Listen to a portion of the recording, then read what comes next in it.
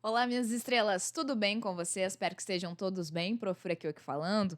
Aqui nesse vídeo a gente vai falar sobre uma dúvida, que é quando eu inicio meus estudos para concurso público. Essa é uma dúvida muito frequente do concurseiro que está se preparando e ele precisa compreender o caminho que se faz no concurso público para saber qual que é o melhor momento para começar a estudar. Por quê? Se você sabe qual que é o melhor momento, você consegue sair já muito à frente dos outros candidatos, os demais concorrentes. E o que você quer no concurso público é a sua nomeação. Mas para você conseguir a nomeação, você vai precisar do quê?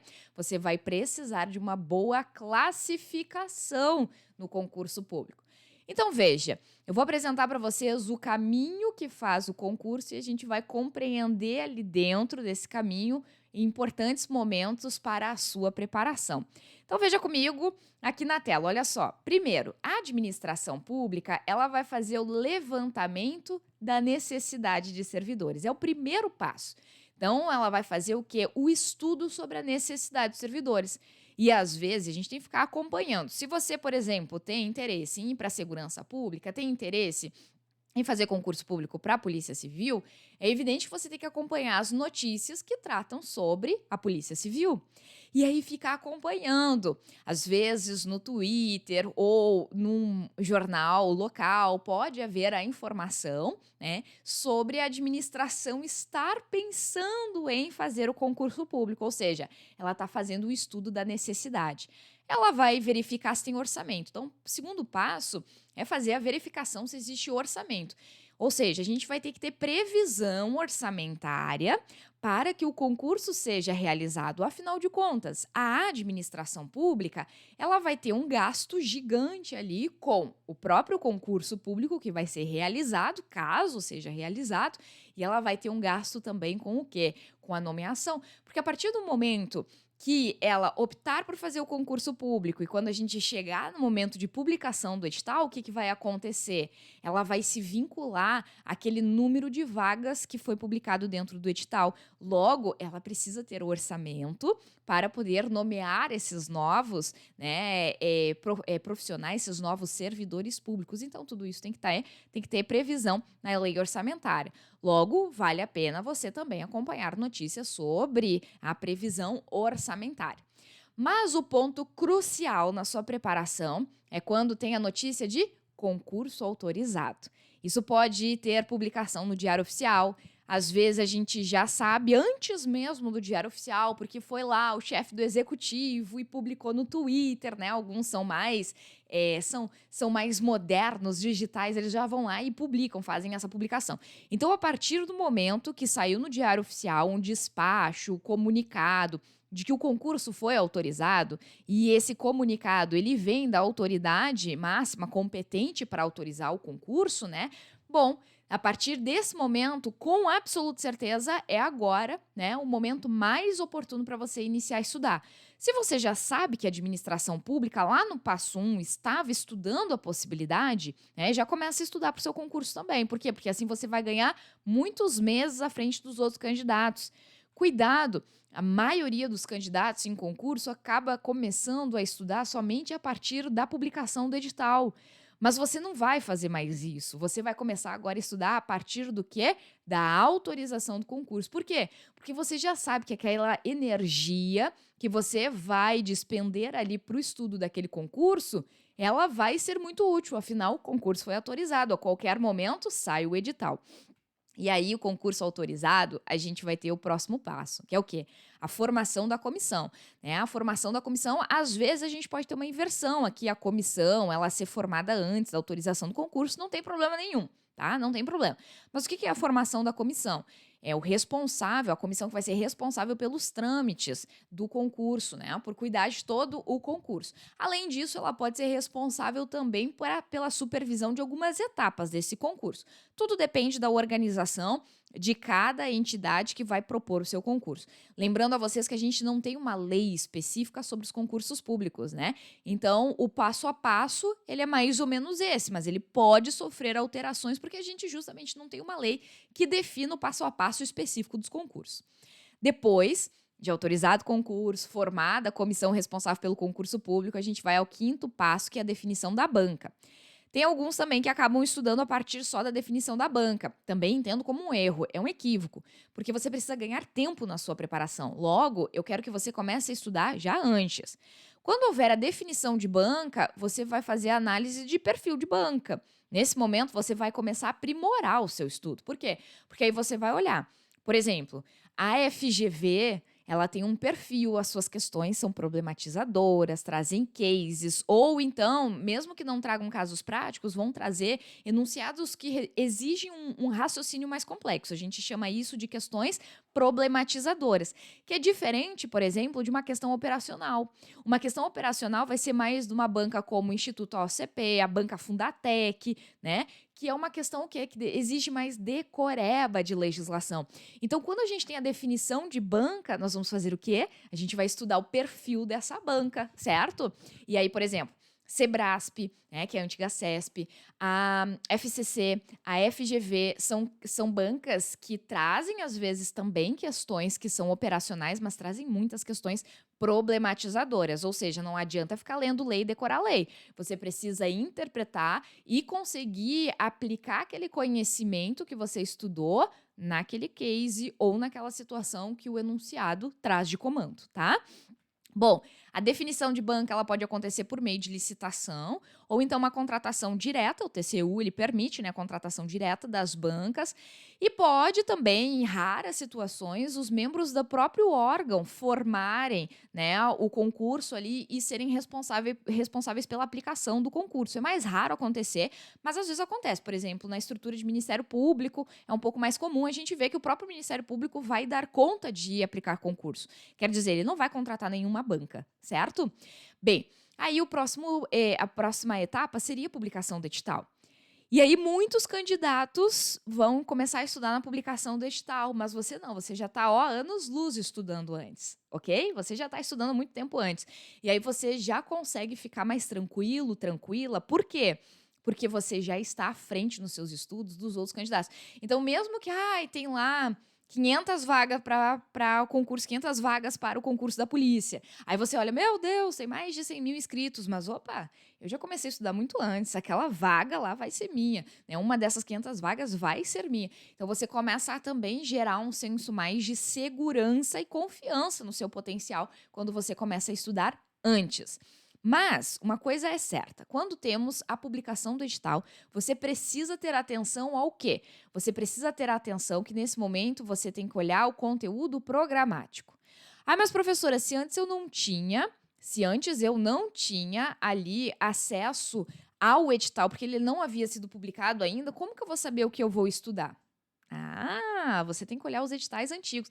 Poxa, se você sabe que você quer fazer futuramente concurso público para a Polícia Civil, pode ser para oficial de justiça, analista do TJ, tanto faz o concurso que você quer, né?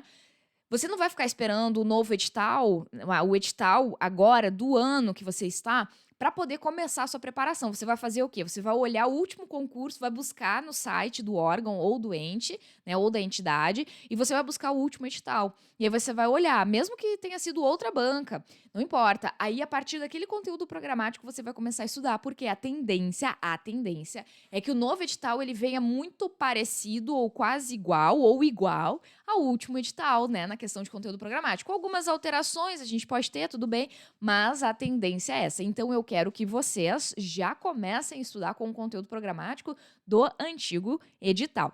Aí, quando vem o novo edital, agora vocês vão fazer ajustes na preparação de vocês. Quero dizer, eu vou olhar o conteúdo que eu já estava estudando, o que veio no conteúdo programático deste edital para qual vou me inscrever, e aí eu vou analisar o que eu estudei a mais ou o que eu estudei a menos, né? Eu vou ali ver a compatibilidade do que eu estava estudando com aquilo que efetivamente vai cair dentro da minha prova. E evidente, você tem que estudar todos os requisitos do edital também, né? Não adianta ir lá se inscrever no concurso público sem ter olhado quais são as regras do jogo. E o edital, ele é o documento que traz estas regras do jogo. Bom, o Que mais? Abertura das inscrições. No momento que lança o edital, o sétimo passo é a abertura das inscrições. Então, vai ter o prazo ali dentro do edital. Todos os prazos você precisa acompanhar. Então, tenha muito cuidado de acompanhar o cronograma do concurso público e se inscreva logo. Tem um monte de gente que eu fico sabendo depois que se esqueceu. Olha só, se esqueceu, sério, se esqueceu de se inscrever, esqueceu de também depois pagar o boleto, né? Então, se esquece de pagar o boleto, esquece de ir lá fazer a inscrição. Poxa, não, vai lá, se você tem certeza que você vai fazer esse concurso, vai lá, se inscreve logo e paga o boleto logo da inscrição. Ou então pede, né, isenção se você entra nas possibilidades de isenção. Oitavo passo, provas e demais etapas. Então, você tem que cuidar. A banca não vai ficar te avisando. Você tem que cuidar o cronograma de execução, né?